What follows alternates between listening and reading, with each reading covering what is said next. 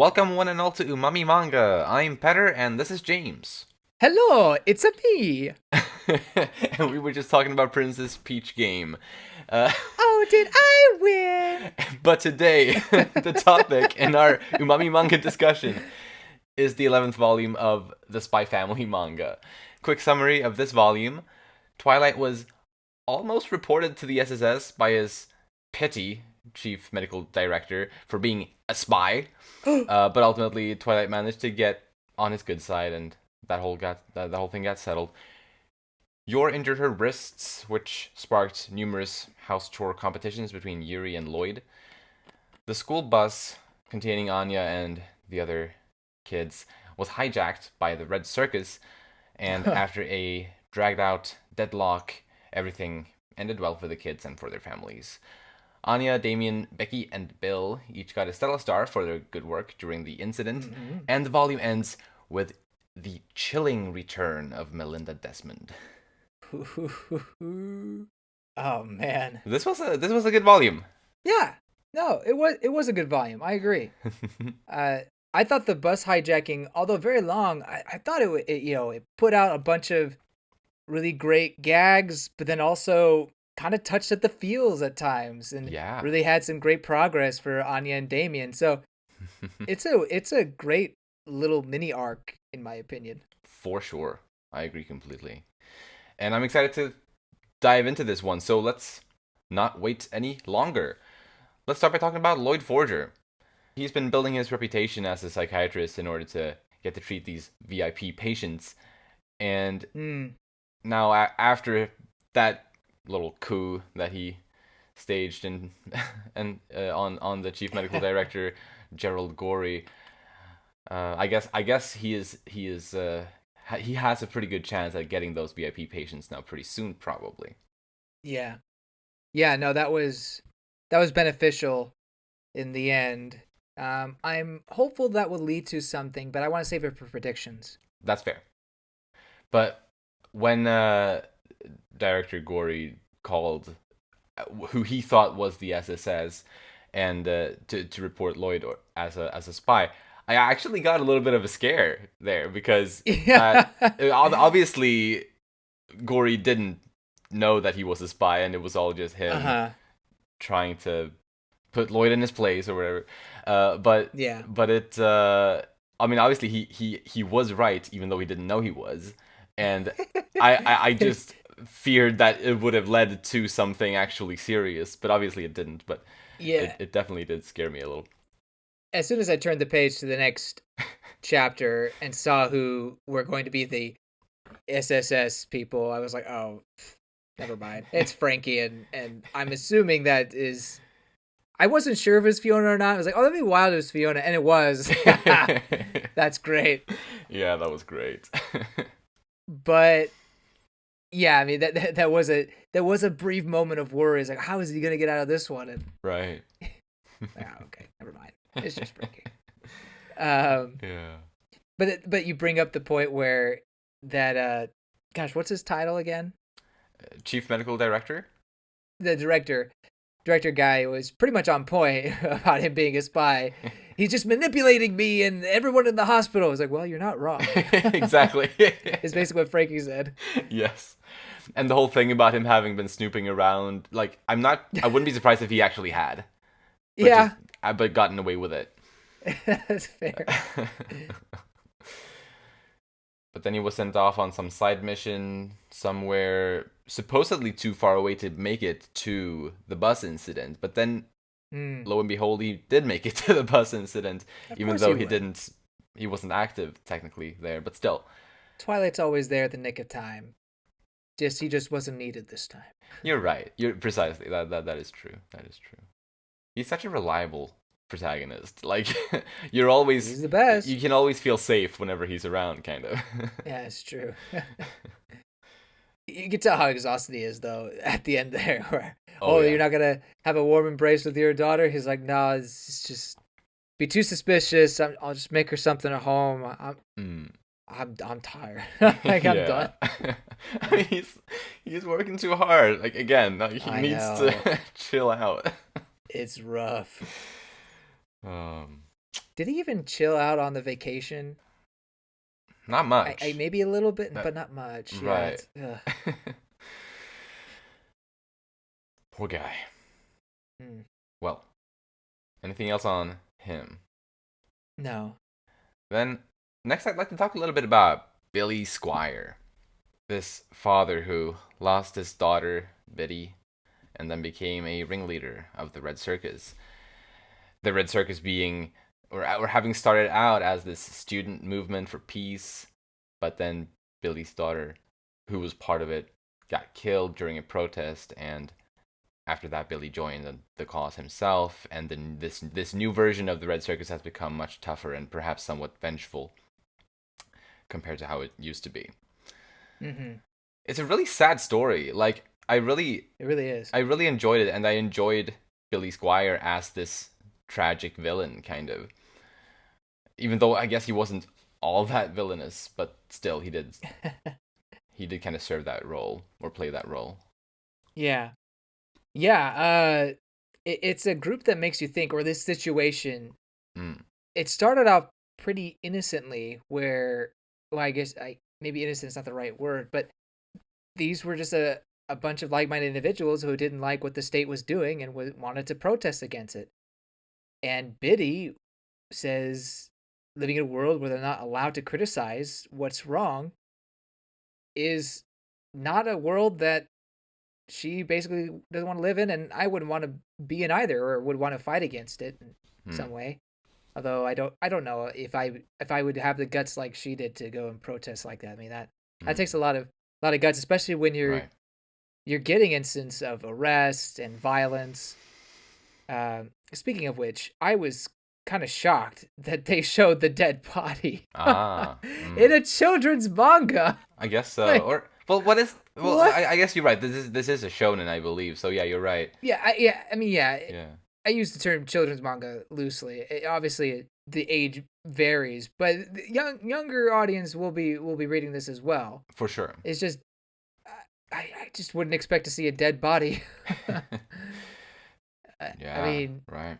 when was the last time I saw one that wasn't Vinland Saga or Attack on Titan? Like, I don't know. Anyway, Yeah. I guess death's not necessarily new for this manga, but this one's just kind of up close and personal, in my opinion. That's fair. Really dark, Yeah. but it does give reason to Billy and how he ends up, I guess, joining this resistance, the Red Circus. Yeah. Um, were you shocked at how old Billy actually was? Was his age revealed? No, but I honestly I expected someone who would have a wife and they both recently graduated from college and Ah. that daughter died. Not Ah. my daughter is in college and I'm an old war vet type situation. Fair. Right. Yeah. Yeah. So No. that's what's shocking when we saw the flashback. It's like, oh, True. what?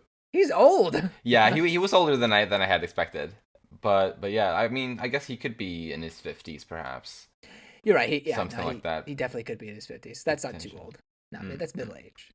But yeah.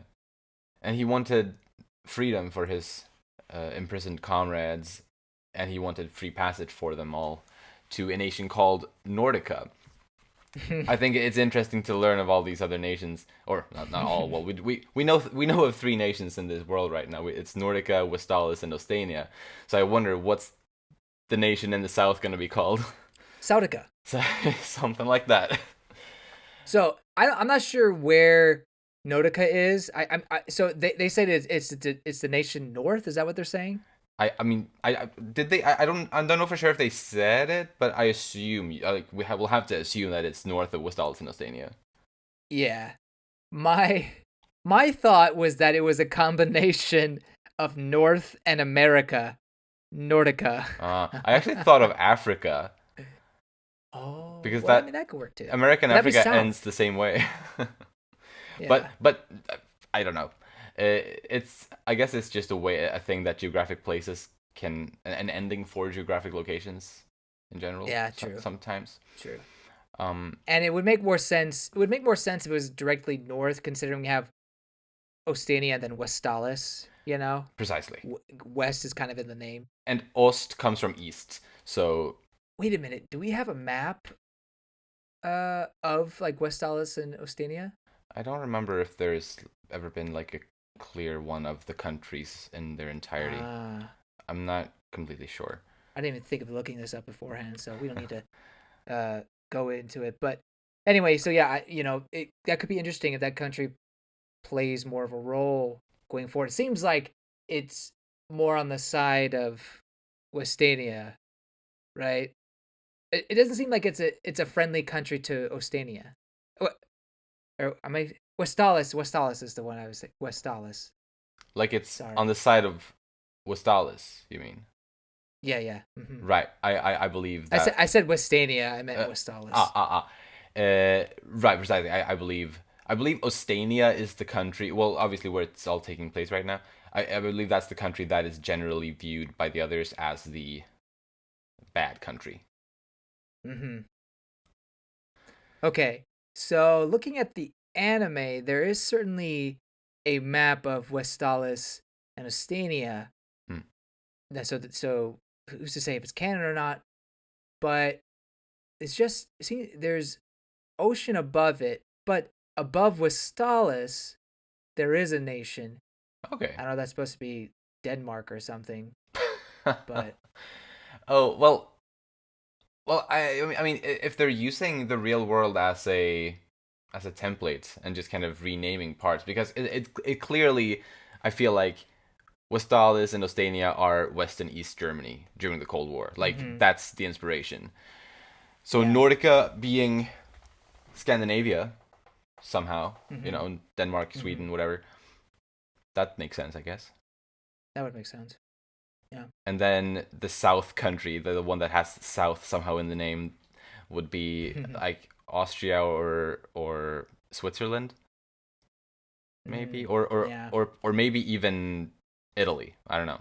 If you go even further south. Yeah, who knows how? Wasn't there. Yudi mentioned being in a country that was like Hungary, right? Ooh, like there was back, right because he brought back some sort of wine or something. That sounds right. There was right. I believe so. I believe he mentioned I don't know if it was stated if it was a country or if it was a city or whatever. Yeah, I can't remember. But it was something that sounded like that. Anyways, but yeah. Okay. Anyway, we're going into the weeds into the lore of this world. It would be kind of cool if we did get a little more on the world building there, but I think it's safe to say that this is a foreign nation that is more on the side of Westalis and things, and Ostania is the one that's kind of hostile and maybe not doing things that the global world doesn't view too kindly. Precisely. Well, do we got anything else on Billy Squire?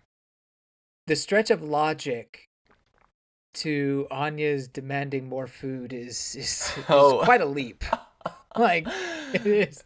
Yeah. It is. I mean, it's hilarious, but he goes like through all these. But it's almost as if he was looking for an excuse to just drop what he was doing. Right. Actually, yeah. Really, honestly. Yeah. And like, in addition to being funny because of it being so far fetched, it does also really paint him up as a good person at the core. Yeah. I think, and yeah, man, it's sad to see him end up this way. Yeah. Like, he's imprisoned most likely here, and I don't expect the Ostanian prisons to be particularly pleasant. No. This is kind of a tragedy, like his story here. It really is. I respect him for de-escalating it, giving himself up. Yeah. Basically honoring what his daughter was all about in the beginning. For sure. I'm worried that SSS was gonna take him out, kind of like what they did to the rest of the comrades. maybe not automatically, but eventually, which would be so tragic. Yeah. But I don't know. I mean, we've had so many of these characters that just have one-time significance in the story, and then we just really never see them again. And I imagine Billy would be the same way. Yeah. But I hope the best for him. Don't know what he has, who he has left waiting for him, but it's always nice to hope for the best for somebody. Absolutely. That's all I have on him in the Red Circus. Then, let's move forth and talk a bit about Anya Forger. It was a lot of fun to see Anya be a hero again. Saves the day once again. Yeah, from figuring out that the bus was going to this Papier Park to throwing out the SOS message and trying to comfort Damian when he was scared and finally paraphrasing Billy's daughter in front of him, causing him to abort the mission, kind of. She did a lot. Yeah. And I feel like a lot of it, like, sure, it wasn't 100, like, she wasn't in control of the situation completely, obviously. No. But I feel like compared to a lot of her previous good deeds or, like, successes, I feel like she was more on top of it here than she has been before. Or, like, it felt like it was more her intention to do the things that she did here than some of her instances in the past have been. Does that make sense? Yeah. So in a way, I see that as development for her, that she's growing into being able to control these types of things a bit better. Right. No, I agree, and she's so quick to jump in and save the day, even without a plan. But without a plan, she's able to process the situation, and obviously using her mind reading ability, figures out the best way to, I guess, de-escalate the situation. So I mean that's something to say. She definitely has talent there, whether it's a bit of luck or not. Yeah. It's something that's praiseworthy, even though she can't tell everything that goes down to everybody. Yeah. But I think the most shocking part was when they strapped the bomb on her. It's like, oh crap! Like, is this really happening right now? Yeah. But then quickly it's found out that the bomb is fake, and that just leads to just amazing comedy, which we'll get into later. Yeah. But that was pretty intense at that moment. Absolutely. Oh yes. Very thrilling. And I guess probably the last thing I'll say about the bus incident was that she borrows Loid's motivation. It's a funny callback, but also an effective one. Yes. To I guess touch the hearts of Billy and everybody else who heard. Yeah. Yeah. That was nice. That was fun. Anything else on Anya? Just want to point out the great moment for her and Damian.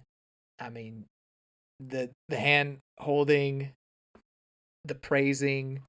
There's just a lot of great moments for them, and I think their relationship is beginning to blossom more than just a little crush that Damian hasn't recognized quite yet, into more of a friendship. Yes. As Damian puts it. Yeah, it's beautiful. Well, let's talk about Damian next. Yeah. He too was a hero, I guess, during this hijacking in a couple ways, from the crapping his pants distraction to wanting the bomb attached to him instead, and then also keeping it together in a really stressful situation, as Bill Watkins very sweetly pointed out. Yeah, he was very brave. Brave lad. I thought it was just a Chad move to ask to get the bomb on his neck as well. Yeah, or instead, I believe, but it ended up as well. Right. Yeah, right. Yeah. I mean, having it instead is even more of a chivalrous move. Who says chivalry is dead? Not Damian.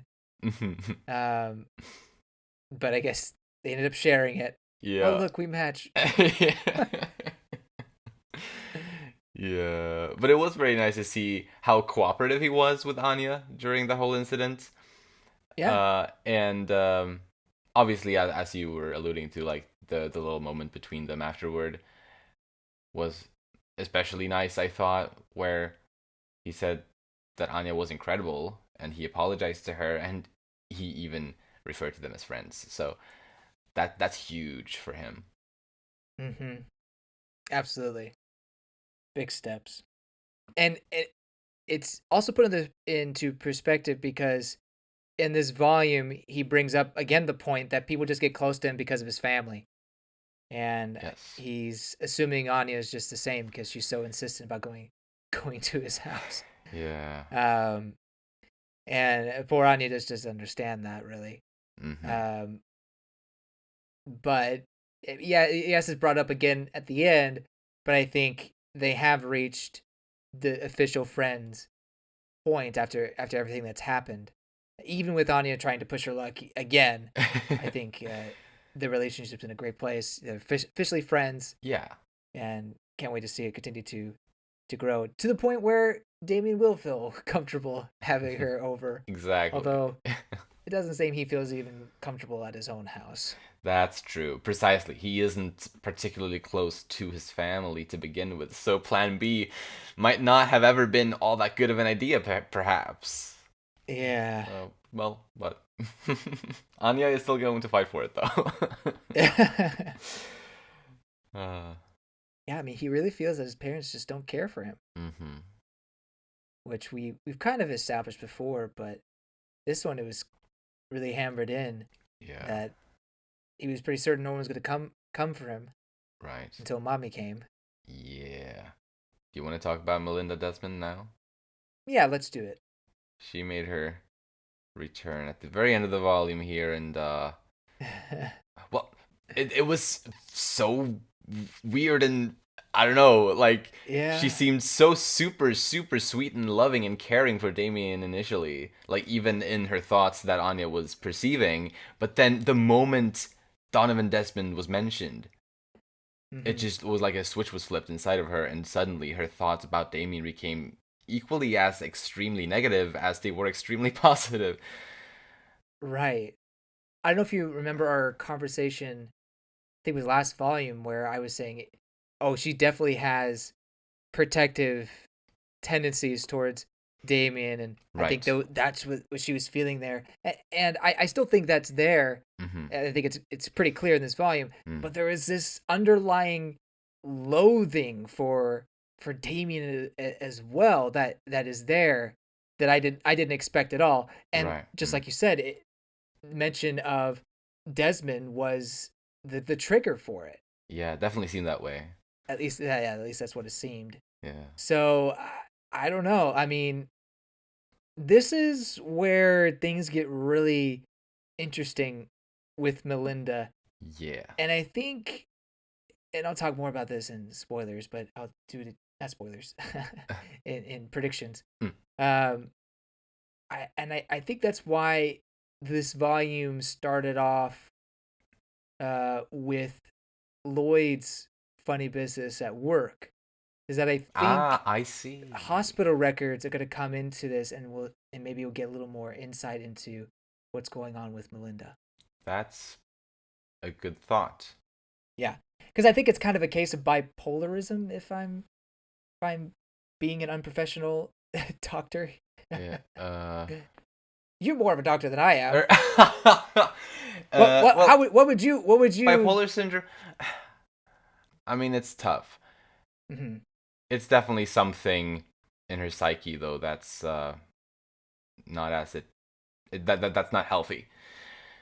Yeah. And specifically towards her husband or anything that reminds her of her husband. Yeah. Which makes me believe that she holds no love for the man. It maybe feels trapped by him. I'm not sure. Right. Mm-hmm. She calls him that man, so yeah. it's clear their relationship is not great now, or maybe never has been. I don't know how they get married like that unless it was an arranged marriage. But yeah, it's really sad. And what's maybe just as sad or sadder is that Damian's caught in the middle of all this.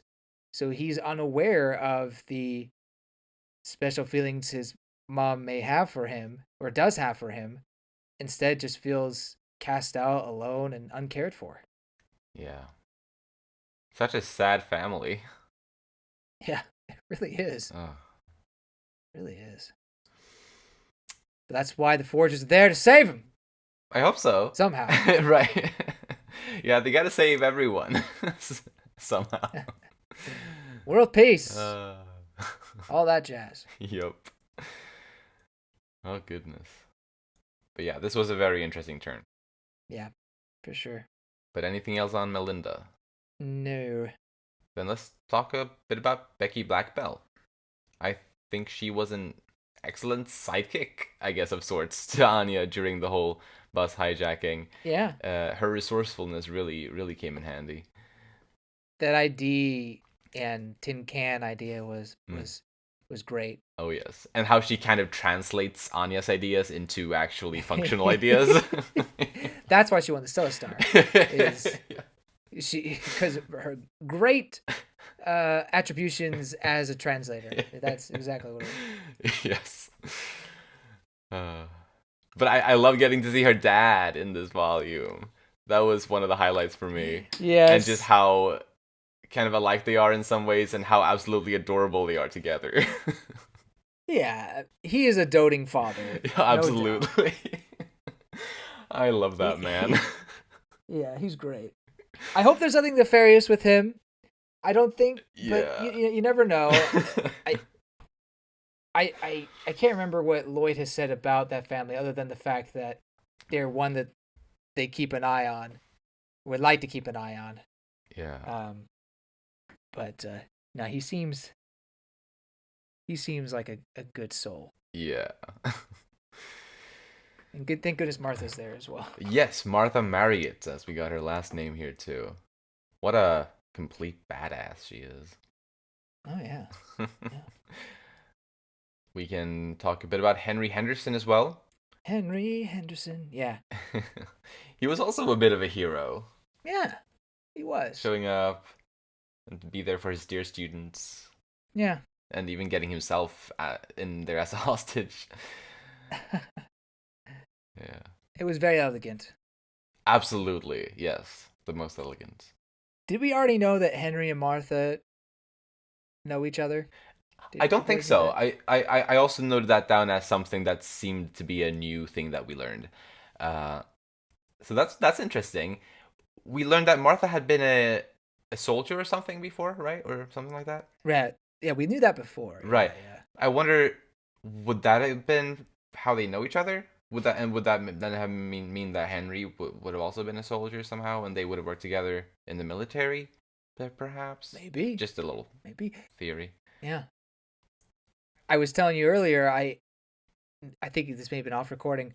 I really think going into more of Henry's background would be great, and maybe if Martha's part of it, that'd be awesome as well. Just to see what their life used to be, particularly during the war. Precisely. I think that would be quite fascinating, and I would love to see how that unfolds.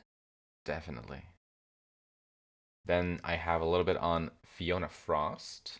I love to see her back for a bit here, of course, and Frankie isn't the only one crushing on her now, seeing as Gerald Gorey does too.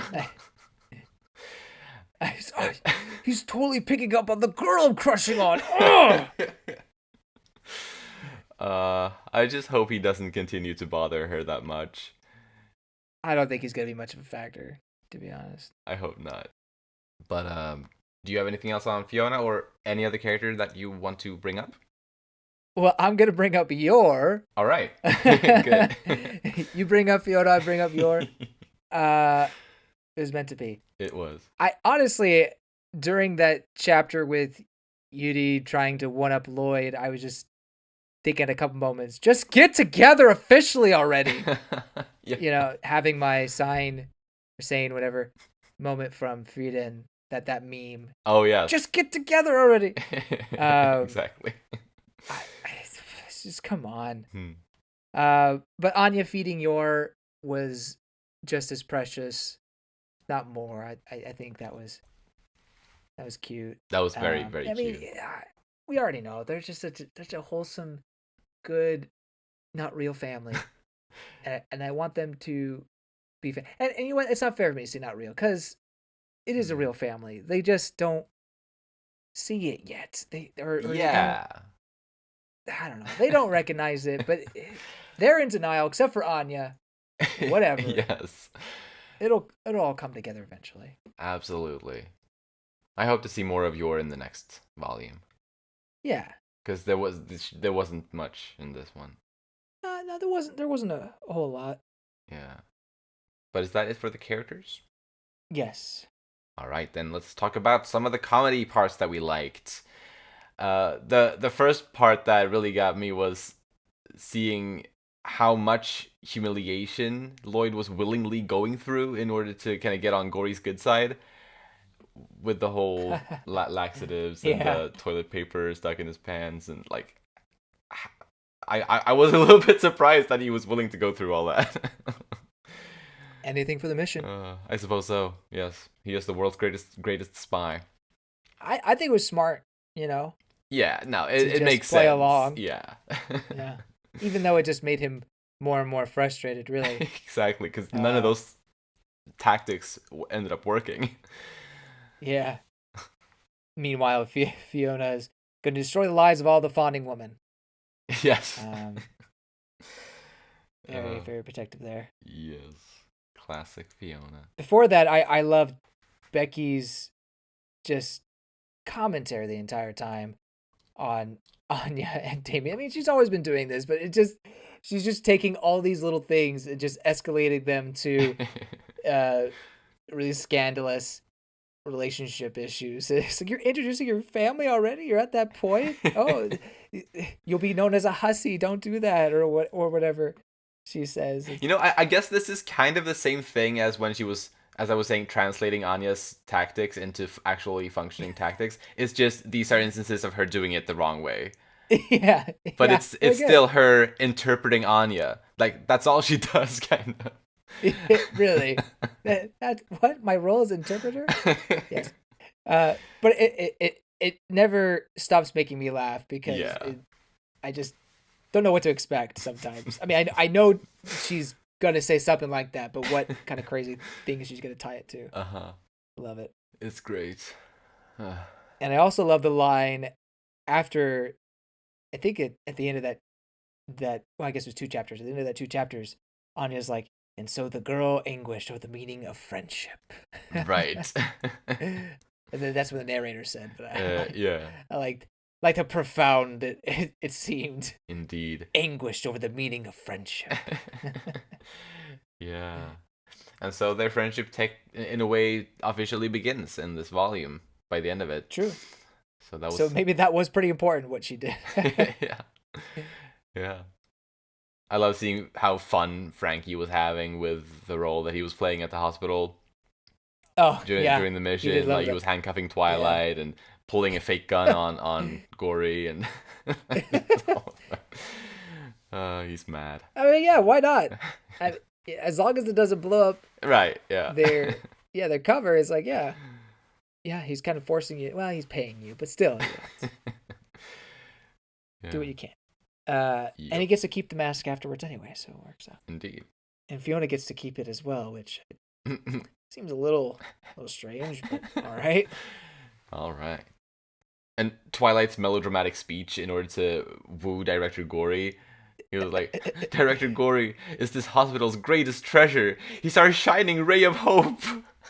Just that delivery was probably one of my biggest laughs in this volume, actually. That part, just the way he was playing that up. Yeah, he was having it pretty bad. Or pretty good. So whatever you want to call it. Yeah. It won him over. Yep. Whistle to scare away bears. That was the memory that they shared with the whistle candy. Yeah. Yudi and Yor. It's a popular candy, or I shouldn't say popular. a common old time candy in Japan. Maybe it was around in Europe. I'm not sure, but definitely in Japan. I've never heard of it You get actually. It sounded really cool, or yeah, seemed really cool. you can find them in these small candy stores for very cheap. Like I don't know, 50 yen, if that. But yeah, you know, just blow them and they kind of make a whistling noise. But I don't think that's what the bears were afraid of. No, exactly. Just saying. They sensed yours aura, and that did it. Pretty sure yours been to through that forest before. Yeah, it could be that too. So funny. I just like the words. He spy bet, or was it spy boomboozled him? Spy boomboozled him. Right. I got a boomboozle, Scion boy. Exactly. I love and how her whole plan and her whole imagination of that was drawn. Yeah, It's so good. It was great. Her imagination of Damian, and then her imagination of herself as well. Exactly. I'm totes adorbs. Yes. I'm not Uggo. I'm totes adorbs. I don't think anybody says totes adorbs anymore. Just saying. But anyway, yes. So funny though. That was very funny. Yes. But maybe even funnier was her call me an Uggo face just right after that. That was yes. That was amazing. Never ceases to make me laugh with her faces. It's great. And then Anya knocking. Oh yeah, I was just about to say knocking, slapping on the bomb.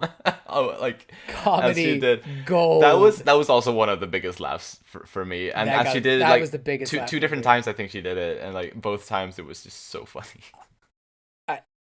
The perfect like sly smile timing of that was so great. Gonna do it.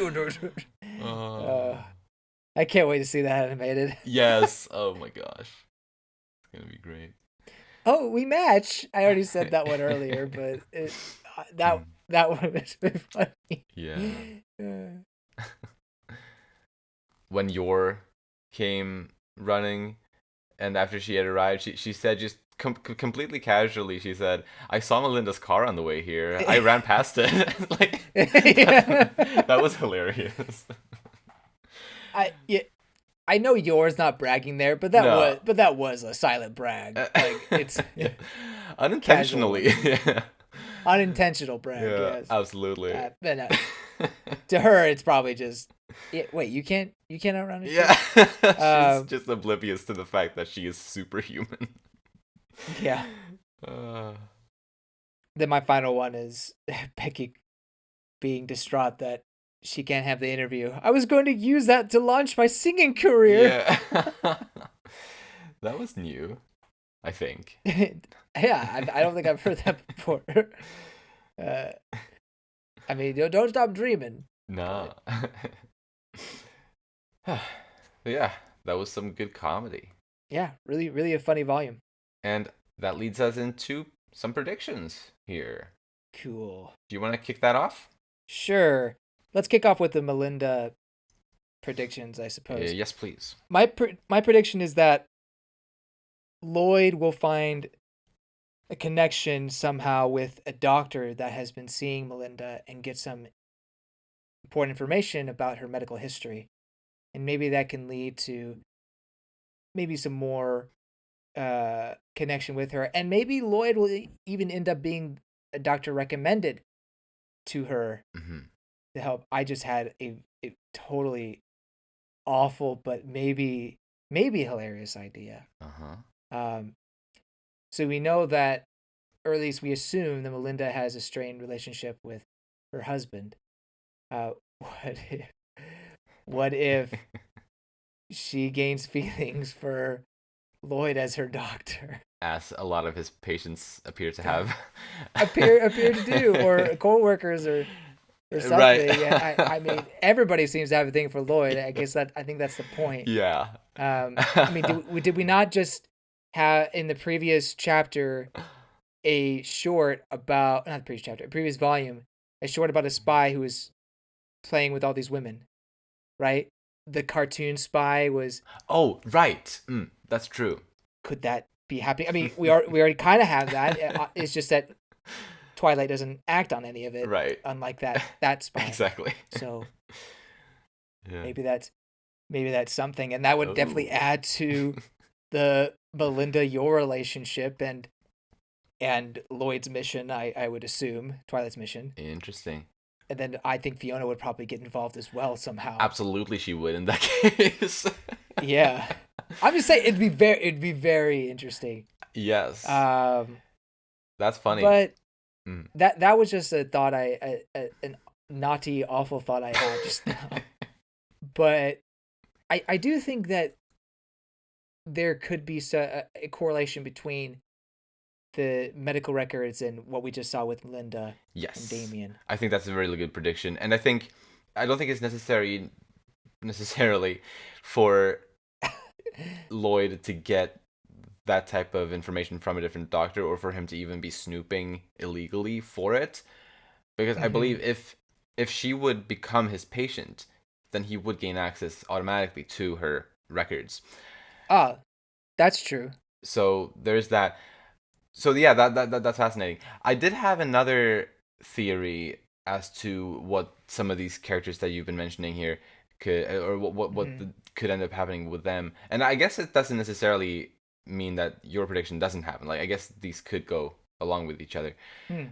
Being that Fiona will join the Lady Patriot Society, since Twilight said that she'd have to infiltrate Melinda's social circle if Melinda was decided that, or if it was decided that Melinda has intelligence value.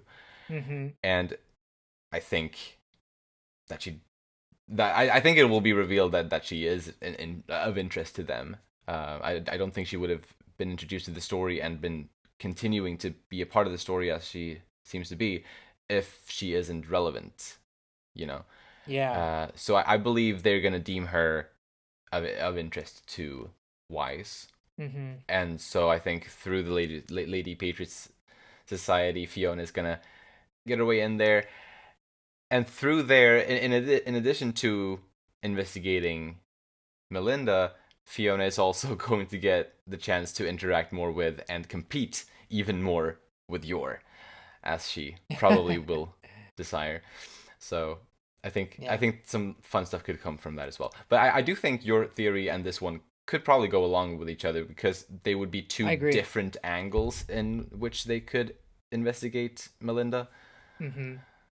I mean, in this point of the story, it's probably the most interesting point of contact that they have to Desmond. I mean, Damian is very interesting, but as this volume established, he doesn't really have an in with his father. The father couldn't care less about him.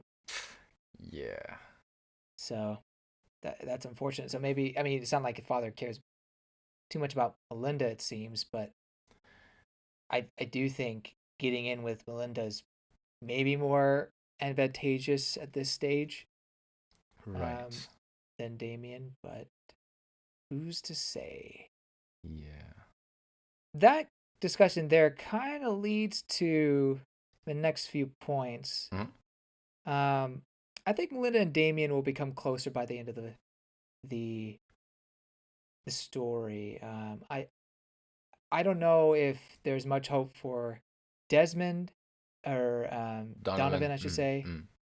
But I mean, I don't want to say that it's not possible entirely, but I feel for Melinda and Damian more so. So I would like them to have a connection and for Damian to feel loved at least by one of his parents. Yeah, precisely. As she does clearly love him in maybe a sickening way, as Anya was a bit sickened to read her mind. Yeah, right. It's like Uncle Yuri. Yeah. So I'm hoping that their relationship will become closer by the end. Definitely. I think we'll see the resolve of this encounter next volume. I don't think it's, maybe it does just move on automatically, because technically we are at the end of the volume. It is a kind of a flashback. Exactly. But I feel like there's a little bit more to discuss there. Maybe That would be maybe like interesting. a parting of the families. Melinda goes her way and Yor goes their way. Yeah. But wouldn't it be great if they get a promise of a play date? Maybe Yor takes the initiative. Not thinking about a mission, of course, but just like how about Anya, comes over, or how about Damian comes over to our place at some time, or Yeah. something like that. That I I think like that too. I think Yor would totally do something like that, but maybe that's too quick for this story. I'm not sure. This does kind of mirror one of the previous cliffhangers that we had, where Loid was face to face with Donovan for the first time. Oh, you're right. But here we have Yor and Melinda kind of in the same scene together at the very end of the book. Very true. Last time it ended up with us getting a scene with them, So hopefully it'll be the same thing here. That we'll actually get to see it play out. I do hope so. Yeah. Yeah, I think we could get it played out, and then in the same chapter we come back to the present day after they get their Stellar Star, and maybe Anya and Damien say something to each other Right. about it. Yeah. And then Anya punches him in the face. Yay. I guess speaking of the Stellar Stars, and then I have one major prediction that I just want to get off my chest. Okay. Shoot. But first, I think, and we've kind of been discussing this, but I'm going to put more concrete prediction out there. Anya will have 7 Stellar Stars. I think I think some people are of the opinion that it's not going to happen. No, it's going to happen. Oh yeah. She's going to get the 7 Stellar Stars. I absolutely think so as well. I'm glad you agree with me. Not everybody in the fan base thinks so. Oh really? The pace is slow. This is only her second one, right? I think so, yeah. Second, yeah. But who knows? Who knows if this things will happen? It's a long process, but I think it will happen. But she'll also get 6 Tonistress bolts. Like that's just yeah. She's definitely gonna cut it close. Like no doubt about that. Right. I also feel that. But before you go on to your supposed major prediction, I have one small thing, so that we could save yours for last, perhaps. Sure. It's a very small little thing. And it might not even necessarily mean anything at all, potentially. But Sylvia Sherwood is on the cover art of the next volume, so perhaps we can get something interesting from her. Nice. I definitely wouldn't mind that. I do think she has a lot of potential. And, I mean, she has been giving us interesting stuff before, so yeah. I wouldn't mind some more. Agreed. Okay, so here's my crazy kind of in-game, maybe not even in-game, mid-game prediction. Uh-huh. I really want a time skip. I know there's so much potential for this young family, and it's so great to see the young family, the wholesomeness, and that's why people love the series. I get it. But there's so much potential with there being a time skip. Seeing Anya in as a 16 to 17-year-old, Damian as a 16 to 17, oh my gosh. Maybe even more so than Anya. Well, okay, not more so.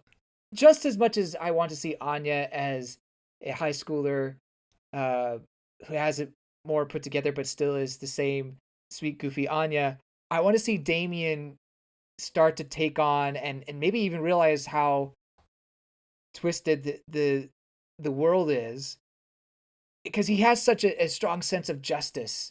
Yes. And doing the right thing. I want to see him be a good of the world, and to see him start wanting to go in that direction. And maybe there is a coming to Jesus, sorry for the lack of better term, moment for him where he's like, wait a minute, my father is instigating something that is not right. Now that does mean there would have to be a 10 plus time skip. So I know I'm asking for a lot there. And I don't know if the if the tensions between Westalis and Ostadia are going to be able to last 10 years before all-out war breaks out. I mean, I'm not sure how long East and West Germany were at. Historically, I believe that was a couple decades at least. So, okay, I feel like it works. So it could be believable. I mean, how much time has passed since Westellus and Ostania were established. We don't know that, right? Ooh, actually, I think something was mentioned in one of the earlier volumes, but I don't Oh, really? remember the numbers now. I think there may have Oh. been, but yeah, I won't be able to find that during this recording session. Right. Um. So if it has been a couple of decades already, then maybe that is not. But if we're only in like the first decade of it all, then maybe the next decade to where it really builds up. Maybe. I mean, I think we're safe because I believe Endo had said something about this being inspired by the 70s. Okay. And if we move on to the 80s, I mean, Berlin was still split in the 80s. Yeah, that the Iron Curtain was still up there. Mm. Yeah. Okay. Or All right. Germany and Berlin, I guess. Both, right. Yeah. Right. So I'm just saying, like that. That's a big desire for me, just to see Anya and Damian a little bit older and more aware of the world. Exactly. And I think it would make more sense if she's in her later years of grade school and getting the 7th Stella Star. Yes. Rather than 4 or 5-year-old Anya getting a 7, which is right. Impossible. Honestly, exactly. It's impossible in that case. Yeah.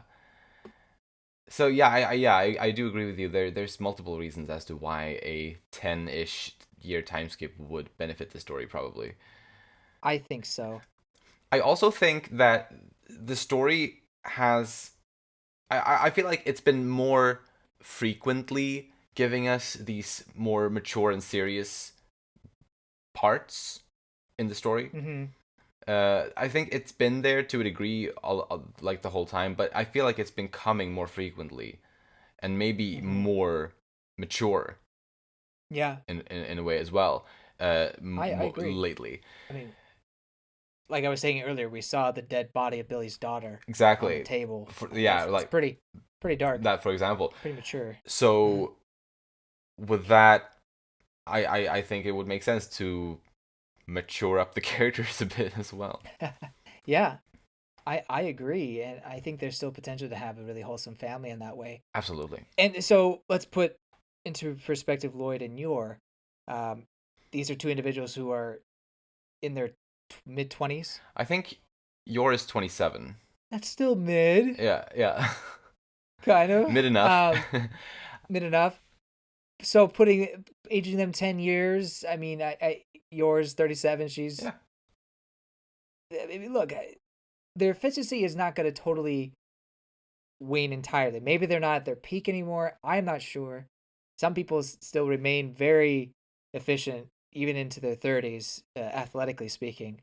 It just depends on the person. But I think the story could easily still have them be believably Twilight and Thorn Princess very easily. Absolutely. So here's the question: would before the time skip, would there be revelation that Loid is Twilight and Yor is the Thorn Princess? Oh.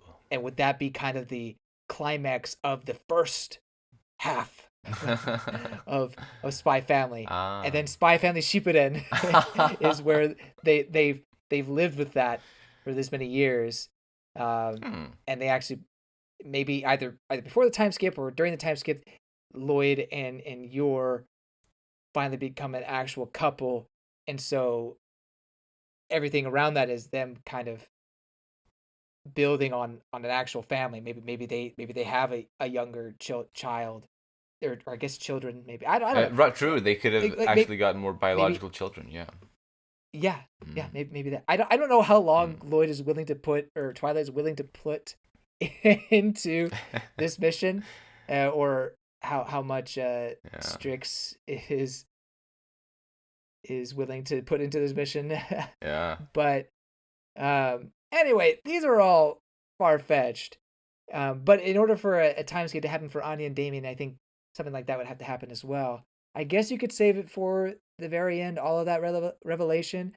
That's an awful long time for them to be together and to be able to keep that secret. Well, I kind of feel, if I'm going to try to predict anything on that front, I think I would say it would be interesting if before the time skip happens, they end up kind of making their feelings clear to each other and they would have fallen for each other.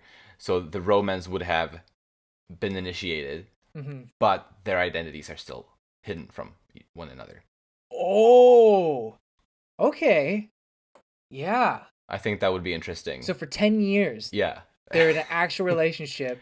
but with hidden identities still. But still the hidden identities. Uh-huh. That's very Mr. and Mrs. Smith. I guess so. Still. Like, that, Right. even more so than it already is. Yeah. Yeah. I could like that. I think that could work. And that would keep their storyline pretty fresh. Because I think eventually they had to find out. Don't know what the gardener or whatever his name is. Oh, shoot. What's his name? Shopkeeper. Shopkeeper. I'm not sure if he's going to be able to stay by for 10 years. I mean, Endo can do whatever, or what's his name again? Yeah, Endo. Tatsuya Endo. Yeah, Tatsuya Endo can do whatever the heck he wants. It really just depends on how long he wants the story to go. Yeah, absolutely. I'm giving you the option here, Endo Sensei. You have a big franchise potentially on your hand, and I think you could keep on making this very emotional, very hilarious, and worth being invested in, even with this time skip. Yes. For who knows how long. Depends on how long you want to do it, how willing you want to go into it. But I would love it, and I think it'd be a great development for the cast. What excites me the most about this time skip is seeing Bill Watkins grown 10 years. He's going to be even bigger. Oh man, he's going to be a giant. Well, that was a blast of a volume. It was. I'm glad you guys stayed with it till the end there. It's crazy predictions left and right.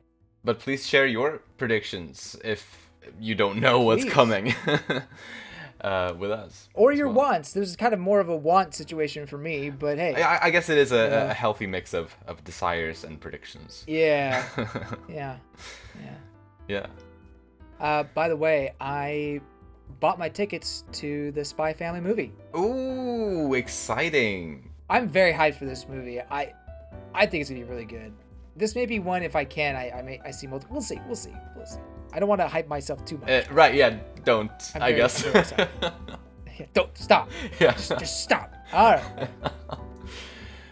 I'm excited for the next volume. Probably gonna be a while. These don't come out all that often compared to some of the other stuff we cover on the podcast, but true, they're consistently delivering. But I guess that's all for this week. Yep. Sweet.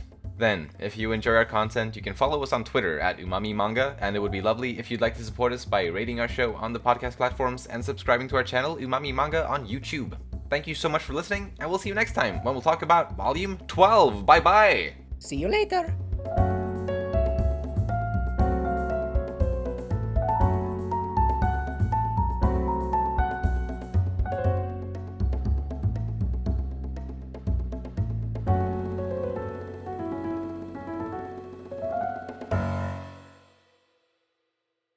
Thank you so much for playing my game.